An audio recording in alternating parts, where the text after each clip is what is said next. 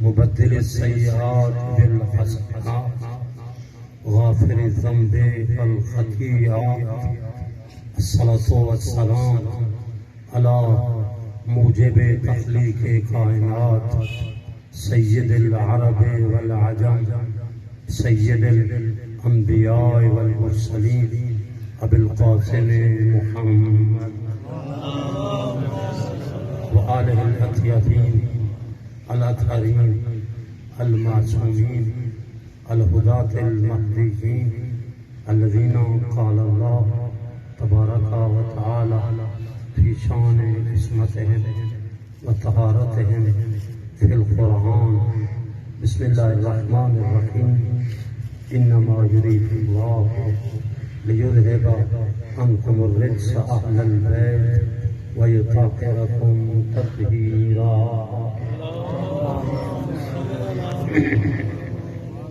رحمت اللہ علی احبابہم وموالیہم اجمعین ولعنت الدائمۃ الباقیہ علی ظالمیہم وقاتلیہم ملعونین الی یوم الدین.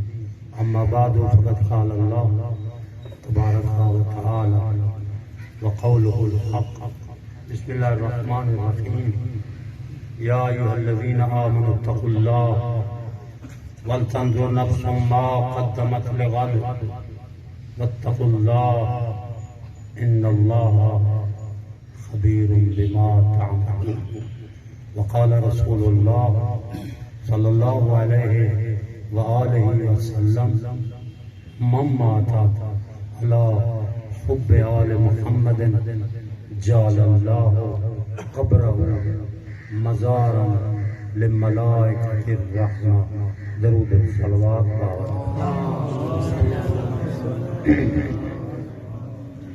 اصالہ ثواب کے لیے یہ محفل، یہ مجلس، یہ قرآن خوانی، قل خوانی، جس کا مقصد مرحوم کے لیے بخشش اور مغفرت، وارثوں کے لیے صبر اور تسلی، شرکت کرنے والوں کے لیے اجر و ثواب. جب اتنی ارادے نیات ہو تو مغفرت و بخشش کا ذریعہ کامل ہونے چاہیے. وہ عبادت، وہ نیکی کیا ہے؟ مرحومین کی بخشش کا ذریعہ بن جائے، وارثوں کو صبر ملے، شرکت کرنے والوں کو اجر ملے. وہ نیکی فقط مسلمانوں کے پاس ہے، غیر مسلم محروم ہیں، ان کے دامن خالی ہیں. یہ دولت، یہ خزانہ بے مثال، یہ در آیا، یہ بے حساب نیکی اور لا تعداد میں اجر و ثواب کا موجب، یہ نیکی مسلمانوں کے پاس ہے. سب سے پہلے قرآن، یہ ایسا در بے مثال ہے کہ جتنی آسمانی کتابیں صحیفے آئیں یہ سب سے اعلیٰ ہے.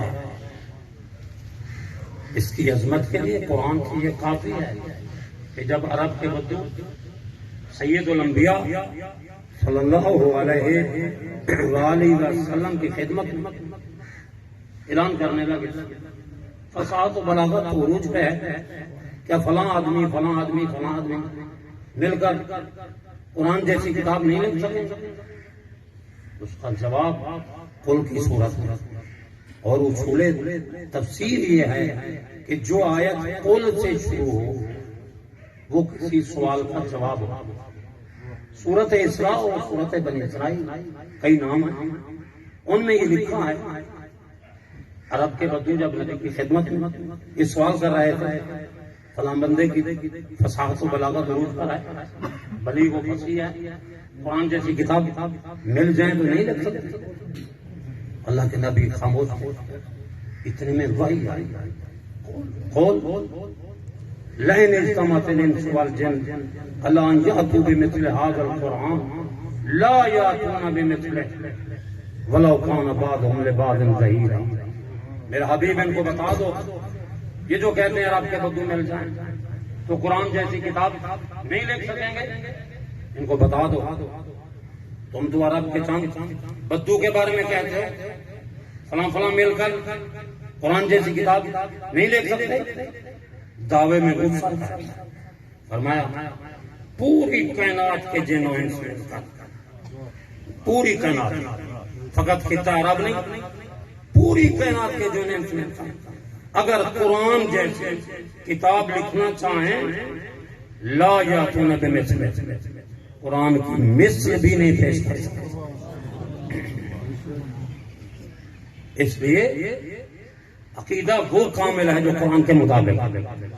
تو اس آیت سے مسلمان کے لیے ضروری ہے کہ عقیدہ قائم کرے کہ جب قرآن بے مثال ہوا، قرآن کے مطابق قرآن بے مثال ہوا، قرآن جیسی کوئی کتاب نہیں، تو جس کے دل پاک پر قرآن نازل ہوا وہ بھی ہم جیسا نہیں. یہ ہماری کمزوری ہے کہ ابھی ہم نے سمجھا نہیں مقام نبی تھا، مقام قرآن تھا.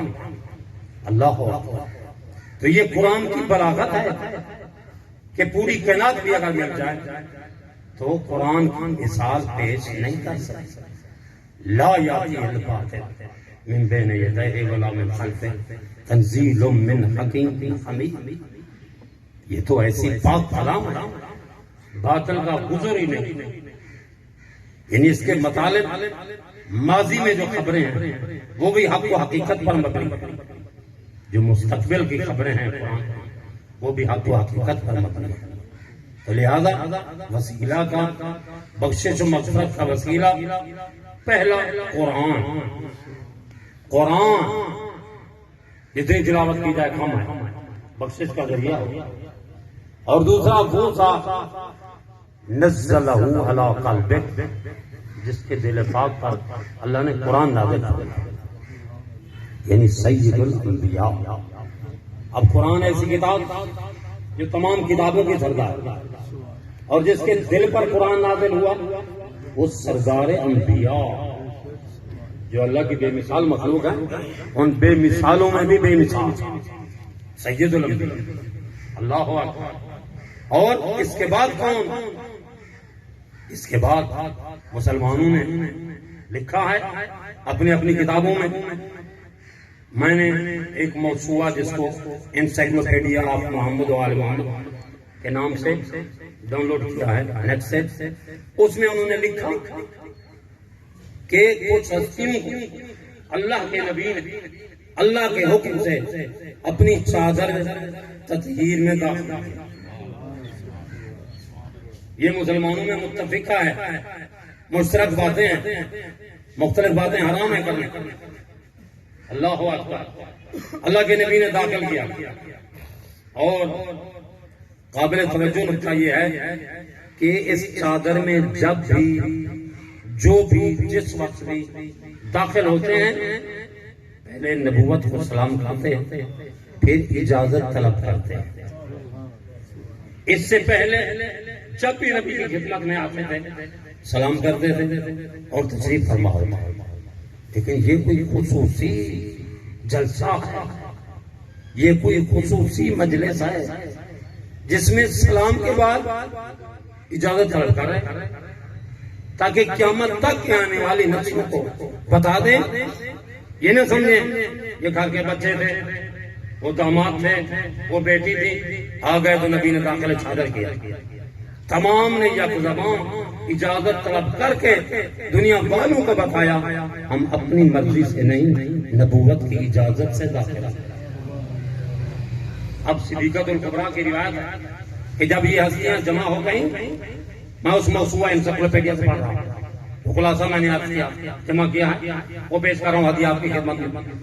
تو اللہ کے نبی نے اخذ بطرف الکتاب، اس چادر کے دونوں کونوں کو پکڑا. جو اللہ کے نبی کی وہ چادر تھی، بلکہ غلط کہہ رہا ہوں، وہ چادر صدیقۃ الکبریٰ کی تھی. جو حدیث کے شروع میں الفاظ ہیں یا بضعۃ منی، اے میرے نبوت کا ٹکڑا، ایتینی بالکسائل یمانی، اپنی یمنی چادر مجھے دے۔ اور یہ ایک ایسا لطیف اور پر اسرار جملہ ہے اور پر اسرار حالت ہے کہ جب نبی آتے ہیں تو شانہ مبارک ہے، نہ کالی کملی ہے، نہ کسی ام المومنین کے گھر کی کوئی چادر ہے، آ کر فرماتے ہیں میری نبوت کا ٹکڑا زہرا اپنی چادر مجھے دے۔ تو صدیقۃ الکبریٰ نے اپنی چادر دی اور اللہ کے نبی نے اسے خیمہ نبوت بنایا۔ پھر اللہ کے نبی نے چادر کے دونوں ٹکڑوں کو پکڑا، کونوں کو پکڑا، او مائے الہ ید یمنی، اپنے دائیں ہاتھ سے اشارہ کیا اللہ کی بارگاہ میں اور فرمایا اللہم انا ہؤلاء اہل بیت، پروردگارا یہ میرے خاص اہل بیت ہیں۔ اس کی تفسیریں لکھتے ہیں، وقت کے دامن میں گنجائش نہیں، تفسیریں لکھتے ہیں کہ اللہ کے نبی یہ کیوں سوال کر رہے ہیں یہ میرے خاص اہل بیت، جبکہ ان اللہ لا یخفی علیہ شیء، اللہ کے سامنے تو کوئی چیز مخفی نہیں ہے۔ اسیروا قولکم او اجہروا بہ انہ علیم بذات الصدور، باتوں کو زہر بزہر کرو یا چھپا کرو، وہ تو دلوں کے رازوں سے بات کرتے ہیں۔ اب علی اللہ کے نبی جو فرما رہے ہیں اللہم انا ہؤلاء اہل بیتی، ماشاءاللہ صاحبان علم، صاحبان عقل اور صاحبان علم و دانے تشریف فرمائے جی۔ اس کی فصاحت و بلاغت یہ ہے یعلمہم الکتاب والحکمہ، وہ نبی جو قرآن کی تعلیم دیتا ہے اور دانائی اور حکمت کی تعلیم دیتا ہے، اس کا کوئی فعل حکمت و غرض و غایت سے خالی نہیں ہے۔ تو اللہ کے نبی کا یہ فرمانا میرے خاص اہل بیت میں، اس میں کیا رہا ہے؟ کچھ علماء نے لکھا ہے کہ ایک اندازہ یہ ہے کہ آدم ثانی حضرت نوح علیہ السلام نے اپنے بیٹے کو جب پکار ہو رہا تھا اپنی اہل بیت میں داخل کرنے کی کوشش کی۔ سورۃ ہود میں وہ نقصہ ہے، اللہ کی طرف سے اعلان ہوا جب حضرت نوح نے فرمایا ان ابنی من اہلی، یا اللہ یہ غرق ہونے والا میرا بیٹا ہے اور میری اہل بیت سے ہے۔ دو چیزوں کا ذکر، میرا بیٹا ہے، میری اہل بیت سے ہے۔ دل میں فطری محبت کا تقاضا ہوا، یہ تھا کہ میرے بیٹے کو بچا لے، عذاب سے بچا لے۔ اللہ کی طرف سے جواب ہے، قرآن مجید سورۃ ہود میں واضح ہے یا نوح انہ لیس من اہلک، اے نوح بیٹا ضرور ہے، بیٹے میں نفی نہیں ہے لیکن تیری اہل بیت سے خارج۔ کیوں؟ انہ عمل غیر صالح، اس کا عمل صالح نہیں ہے۔ یعنی اہل بیت رسول میں ہونے کے لیے عمل صالح ضروری ہے، عمل صالح نہیں صالح نہیں ہے تو اہل بیت رسول میں سے نہیں ہوتے۔ اللہ اکبر! تو کتنا معراج ہے اہل بیت رسول کے عمل صالح کی۔ وہ زبان مبارک جو وحی خدا سے دھلی ہوئی تھی، یا یوں عرض کروں جس کی زبان مبارک پر وحی خدا کا پہرا تھا۔ وما ينطق عن الهوى ان هو الا وحی یوحی، مصداق بغیر وحی کے نہ بولنے والے، تو وحی کے مطابق فرمایا اللہم انا ہؤلاء اہل بیت، یہ میرے خاص اہل بیت ہے۔ مقصد یہ تھا ان میں اگر کوئی اہل بیت رسول ہونے کے قابل نہیں ہے اللہ تعالیٰ حکم دے میں اٹھا دوں، اگر یہ سارے کے سارے اہل بیت رسول ہونے کے مصداق ہیں تو دعا ہے آپ نبی کی، دعا کے دو جملے اذہب عنہم الرجس، اے اللہ ان سے پلیدی کو، گناہ کو، خطا کو دور رکھ۔ وطہرہم امپیریٹو جملہ ہے، حکمیہ جملہ ہے، اور اللہ کی بارگاہ میں تو دعا ہے وطہرہم تطہیرا، انہیں پاک رکھ جیسے پاک رکھنے کا حق۔ اللہ اب آپ کی دعا اور میری دعا ممکن ہے قبول ہو یا نہ ہو، لیکن جب دعا محبوب خدا مانگے تو بتاؤ قبولیت کی معراج ہے یا نہیں؟ مسلمان کی حیثیت سے بتا قبولیت کی معراج ہے اللہ کی بارگاہ میں. اللہ اکبر. یہاں یہ اللہ کے نبی کے جملے ہیں. وہاں کیا ہوا؟ علماء فرماتے ہیں وہاں اللہ کی طرف سے اعلان ہے یا ملائکتی و یا سکان اسمان. او میرے فرشتے آسمانوں میں رہنے والے مخلوق انما خلقت السماء مبنیہ والارض مدحیہ ولا قمر منیرا ولا شمس مضیہ ولا فلکا یدور والفلک تجری الا فی محبت ہؤلاء الخمسۃ الذین هم فی تحت الحساب. اگر میں نے آسمان کو فرش آسمان کو جو ہے وہ شامیانہ زمین کا فرش سورج چاند کو نور کائنات بنائی ہے تو ان کی محبت میں جو نبی کے ساتھ چادر جمع. وہاں مفسرین لکھتے ہیں فرشتہ سمجھتا تھا آج کہ ہم مجھے میں تخلیق کائنات ہم نہ ہوتے تو کائنات نہ ہوتے. لیکن جب ادھر اعلان ہوا جی کہ میں نے تو کائنات ان کی محبت میں. اب کچھ لوگ کہتے ہیں یہاں محبت میں بھی بڑے بڑے اتفاق کرتے ہیں. تو آئیے جناب سورۃ آل عمران کی آیت ہے. کچھ لوگوں نے خدا کی محبت کا دعویٰ کیا خدمت نبی میں آئے. یہ آیت بھی قل سے شروع ہوتی ہے. سوال کا جواب ہے کہ جناب ہم اللہ کے حقدار ہیں اللہ کے حقدار ہیں اللہ کی محبت کا معیار کیا ہے؟ تو نبی خاموش تھے. ادھر میں حضرت جبرائیل آیت لے کر آئے قل ان کنتم تحبون اللہ فاتبعونی. یہ جملہ شرطیہ ہے. اگر تم اللہ سے محبت کرتے ہو تو اللہ کے رسول کی اتباع کرو. اللہ کی محبت کا راز رسول کی اتباع میں. اس کے بعد نتیجہ کیا ہے؟ جب تم میرے رسول کی اتباع کرو گے یحببکم اللہ پھر وہ اللہ تم سے محبت کرے گا. یہاں قرآن میں آیا تو سارے مانتے ہیں. حدیث کی لفظ ہے کہ میں نے محبت میں کائنات بنائی. تو پھر سمجھتے نہیں بھئی اللہ کی محبت اور ہے ہماری محبت اور نبی اور امام کی محبت اور ہے. ہر جو محبت کرنے والا ہے اس کی محبت کا معیار ہے. مخلوق کی محبت اور خالق کی محبت اور معصوم کی اور ہے. تشریح کا وقت نہیں. تو خلاصہ جب فرشتوں نے یہ سنا کہ اچھا ہم سے بھی کوئی اعلیٰ ہیں تو اس وقت سارے فرشتے خاموش. فرشتوں کا سردار حضرت جبرائیل علیہ السلام سوال کرتے ہیں یا رب ومن تحت الکساء یا اللہ چادر کے نیچے کون ہے جن کی محبت میں تو نے کائنات بنائی؟ یہ کون ہے؟ اللہ اکبر. یہ ذکر پاک ہے نبی کے بعد جو وسیلت اللہ ہے اور مسلمان کی حیثیت سے ماشاءاللہ آپ بھی جانتے ہیں اعلان ہوتا ہے کہ فلاں کی قرآن فلاں مرحوم کی. لیکن یاد رکھو اپنے اسلام اور ایمان کی حیثیت سے یہی قرآن ایک نہیں کئی مرحومین کی بخشش کا ذریعہ بنا تھا. جی اندازہ بھی نہیں لگا سکتا کہ بسم اللہ الرحمن الرحیم پڑھنے کا کیا سبب. وہ قبرستان سے گزر رہے تھے سرکار نے فرمایا جلدی گزرو اور جب واپس آتے ہیں سرکار نے فرمایا بھیجتا چلو. تو کسی صحابی رضی اللہ تعالیٰ عنہ نے سوال کیا سرکار آپ نے پہلے فرمایا جلدی چلو آپ فرمایا ایسا چلو وجہ کیا ہے؟ فرمایا گناہگار تھا اس کے اوپر عذاب نازل ہو رہا تھا تو اس لیے مسئلہ یہ سمجھے کہ جلدی گزر جاؤ تاکہ گناہ عذاب سے بچ جائیں. آپ نزول رحمت ہے.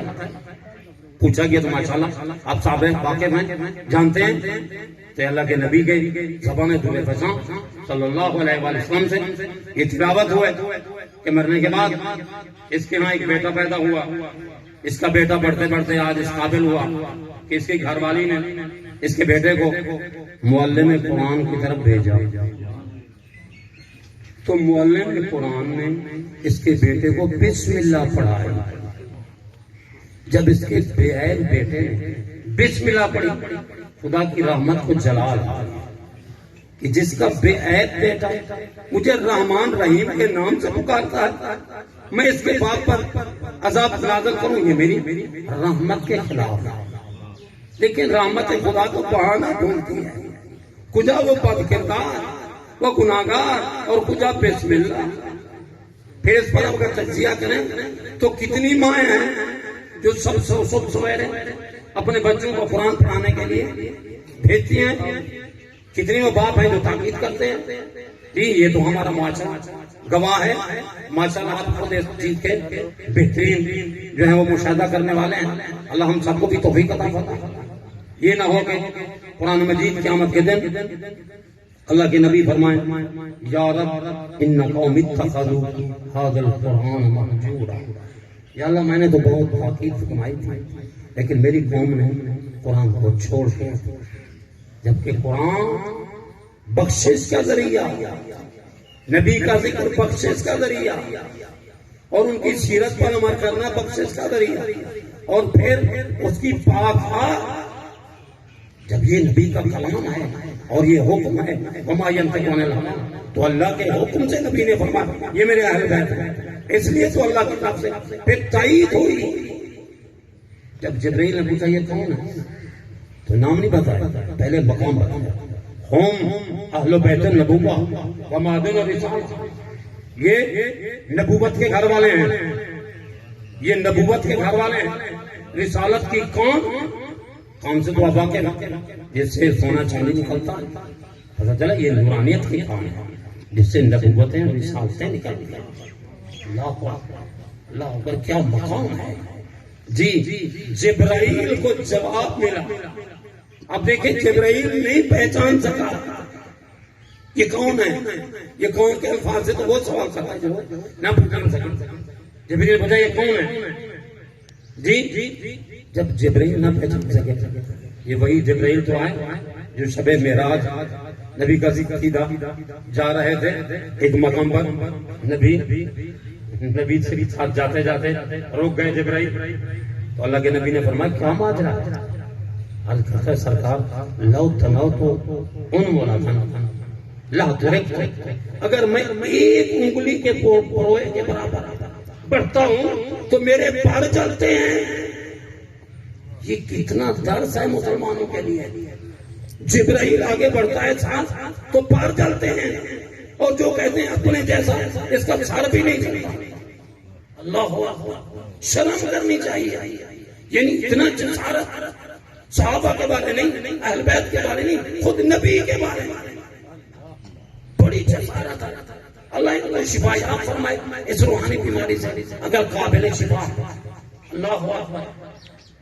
جبرائیل کچھ تجارت ومن تحت الحساب، چادر کے نیچے کون ہے؟ اللہ کی طرف سے حکم ہم اہل بیت النبوہ، یہ نبوت کے گھر والے، ومعدن رسالت کی کون ہے؟ آگے جملہ جو ہے نا وہ توجہ کا لفظ کہ مسلمان پہچانے نام ایک ہے باقی نسبتیں ہیں۔ فرمایا ہم فاطمہ و ابوہا و بالہا و بنوہا، درود و صلوات پاک۔ اللہم صلی علی محمد۔ حدیث نبوی ہے جو چاہتا ہے کہ اس کی دعا قبول ہو تو دعا سے پہلے بھی درود بھیجے اور بعد بھی درود بھیجے تو اس کی دعا قبول ہو جائے گی۔ لیکن ایک ساتھ اللہ فرمایا من صلی علیہ ولم یصلی علی آل، جو مجھ پر درود بھیجے اور میری آل پر نہ بھیجے، جیسے جلدی جلدی کہتا ہے مسلمان صلی اللہ علیہ وسلم صلی اللہ علیہ وسلم، یہ آل کا ذکر جی اللہ کے نبی نے کہا فرمایا لم یجد ریح الجنت ولم یدخلھا، یہ ناقص درود بھیجنے والا جنت میں جانا تو بجائے ہے جنت کی خوشبو سے معلوم جائے۔ جب ان اللہ و ملائکۃ آیت نازل ہوئی، صحابہ کرام میں سے سوال کرنے لگے کیف نصلی علیہ، ہم آپ پر کیسے درود بھیجیں؟ تو اللہ کے نبی نے فرمایا وہ جو درود ابراہیمی کے نام سے سارے مسلمان جانتے ہیں، جو درود ابراہیمی کے نام سے جو درود ہے وہ بذریعہ وحی آیا، جس میں فقط حرف اعلیٰ کا فرق ہے، باقی مسلمانوں میں ایک ہی درود ہے، اللہم صلی علی محمد وعلی آل محمد کما صلیت علی ابراہیم وعلی آل ابراہیم انکا حمید مجید. یہ پڑھے تو بندہ یا اللہم صلی علی محمد وعلی محمد افضل ما صلیت. لفظ کما اور افضل میں بھی بہت فرق ہے. کما کا معنی ہے جیسے مقام ابراہیم آل ابراہیم تھا ویسے ہمارے نبی پر درود بھیج. نہیں ہے یہ جملہ، وہاں جملہ ہے لفظ افضل کہ یا اللہ محمد و آل محمد پر درود نازل فرما اس سے افضل جو ابراہیم اور آل ابراہیم پر نازل فرما. اس لیے لفظ ہے افضل ما صلیت وسلمت وبارکت وتحننت وترحمت علی ابراہیم و آل ابراہیم، جو ابراہیم اور آل ابراہیم پر نازل فرمایا اس سے افضل نازل فرمایا. تو لہذا اصلی درود یہ ہے. سرکار تشریف کرتے فرماتے درود ابراہیم بتانا آپ نے فرمایا لا تصلوا علیہ صلاۃ البتراء، مجھ پر ناقص درود نہ بھیجا کرو. متوجہ ہوئے صحابہ کرام رضوان اللہ تعالی علیہم اجمعین، متوجہ ہو کر پوچھتے ہیں یا رسول اللہ صلی اللہ علیہ وآلہ وسلم ما ہی الصلاۃ البتراء، وہ ناقص درود کیا ہے؟ اب ماشاءاللہ جانتے ہیں درود ناقص ہو تو ثواب بھی ناقص، عبادت ناقص ہے تو ثواب بھی جو ہے وہ ثواب بھی ناقص ہو. نبی نے فرمایا صلو علیہ وتمسکون، مجھ پر درود بھیج کر جب تم رک جاؤ تو یہ تمہارا درود ناقص. مجھ پر درود بھیجو اور میری آل پر نہ بھیجو. آپ کے سامنے ہے کہ مہر نبوت پر امام حسن اور امام حسین علیہ السلام تھے کہ صحابی نے نبی کی تعریف کی، نعم المرکب سواری بہت اچھی ہے. نبی کو پسند نہ آیا، فرمایا تمہیں سواری نظر آ رہی ہے سوار نظر نہیں آ رہی. نبی کو یہ بھی پسند نہیں ہے. الصلاۃ والسلام نے کہا یا رسول اللہ یا حبیب اللہ یا نور اللہ، پتہ نہیں کیا کچھ کرتا رہے لیکن آل پر نہ بھیجے کوئی مسلمان، تو یہ درود ناقص ہے. لہذا یہ کسی مولا کا فتویٰ نہیں، یہ خود مولا کا فرمان اور مولا کا فرمان اللہ کے فرمان کے مطابق. تو لہذا اب اللہ نے تعارف کرا، وقت دامن میں گنجائش ہے. کون ہے یہ؟ ہم فاطمہ تھے وابوہا وبالوہا وبنوہا. چادر کے نیچے فاطمہ ہے، فاطمہ کا بابا ہے، فاطمہ کا شوہر ہے، فاطمہ کے بیٹے ہیں. نونا پروناؤں سے واقف ہے ماشاءاللہ ضمیر کے ساتھ اگر اس کا مرجع پڑھا جائے جی پروناؤں کے ساتھ نون پڑھا جائے تو 4 مرتبہ لفظ فاطمہ آتا ہے. کون ہے چادر کے نیچے؟ فاطمہ ہے، فاطمہ کا بابا، فاطمہ کا شوہر، فاطمہ کے بیٹے. درود و صلوات پتہ چلتا ہے اس کنیز خدا کا کتنا بلند مقام ہے. تو خلاصہ کلام جی پہلا وسیلہ اللہ قرآن، دوسرا نبی کی پاک ذات، تیسرا وہ جس کو نبی نے اپنی چادر میں داخل کیا اور فرمایا لحمہم لحمی دمہم دمی. یا اللہ ان کی کیفیت یہ ہے کہ ان کا خون میرا خون، ان کا گوشت میرا گوشت. انی محب لمن احبہم، یا اللہ میں اس کا حبدار ہوں جو ان کا حبدار ہو. وَإِنِّي عَدُوٌّ لِمَنْ عَادَاهُمْ، میں اس کا دشمن ہوں جو ان کا دشمن ہو. کیا شان بیان کر ان مستحقات کی طرف اگر توجہ کریں تو ہماری صفوں میں محبت اہل بیت کے صدقے یہ سب فرقہ واریت ختم ہو جائے. محبتیں پیدا کریں. کیا حکم خدا ہمیں بھول گیا ہے؟ سورۃ آل عمران میں وَاعْتَصِمُوا بِحَبْلِ اللَّهِ جَمِيعًا، اللہ کے دین پر عمل کرنے میں، قرآن پر عمل کرنے میں، سنت پر عمل کرنے میں متحد ہو جاؤ. یہ حکم خدا ہے. وَاعْتَصِمُوا بِحَبْلِ اللَّهِ حکم خدا. اس کے بعد کیا ہے؟ وَلَا تَفَرَّقُوا، فرقہ واریت مت پھیلاؤ. اللہ اکبر. سورۃ انفال میں مزید تاکید آ گئی وَلَا تَنَازَعُوا، آپس میں جھگڑے مت کرو. فَتَفْشَلُوا، کمزور ہو جاؤ گے. فَتَذْهَبَ رِيحُكُمْ، تمہاری شان و شوکت ختم ہو جائے. یہ قرآن ہے، یہ کوئی حدیث نہیں ہے کوئی قابل کی گنجائش. اللہ اکبر. اب آئیے جناب ان دعائیں نبی پر غور کریں.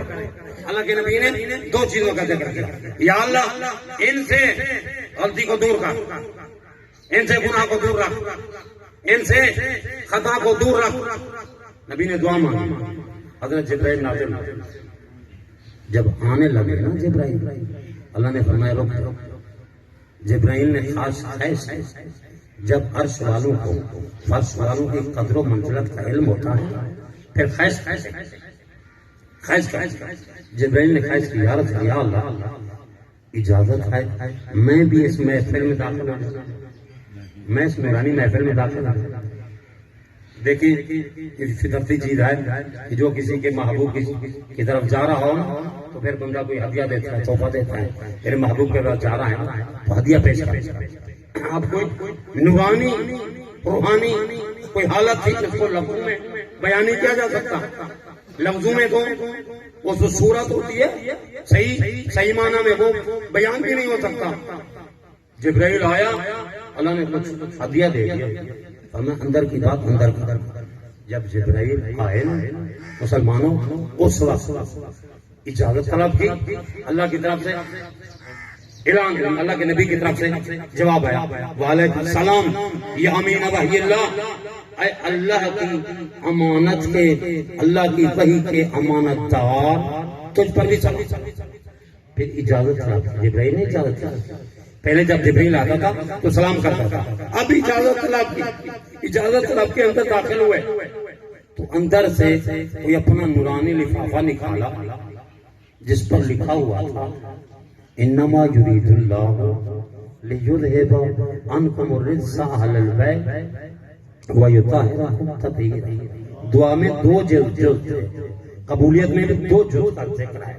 پہلے نجاست کو، خطا کو، گناہ کو ان سے دور رکھ اور انہیں پاک رکھ. جسے پاک رکھنے کا حق ہے تو جہاں دعا میں 2 لفظ تھے 2 چیزوں کا ذکر تھا، یہاں آیت میں 2 چیزوں کا ذکر ہے تو اعلان اس طرف ہوا گویا یہ الہی کریکٹر سرٹیفکیٹ، یہ طہارت کی سند اللہ کی طرف سے آئی. اگر کوئی انسان کی شکل میں نہیں سمجھائے نبیوں کو اب بھی کوئی گناہ کی نسبت یا خطا کی نسبت یا نجاست کی نسبت ان کی طرف دیتا ہے تو سمجھیے گا جناب مسلمان کی حیثیت سے کہ ظاہر میں مسلمان ہے اندر سے شیطان ہے. مقام اہل بیت کا پتہ نہیں ہے اس لیے تو ہم سمجھتے نہیں ہیں.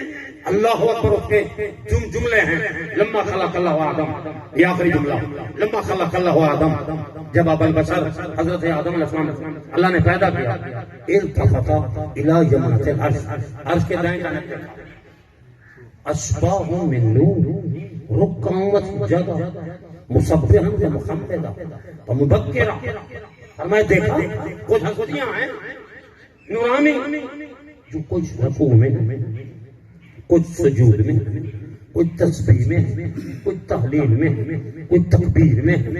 اور حالت یہ ہے ارد گرد فرشتوں کا جو ہے وہ ایسا گروہ موجود ہے کہ جب وہ ہستیاں فرماتی ہیں سبحان اللہ تو ان کا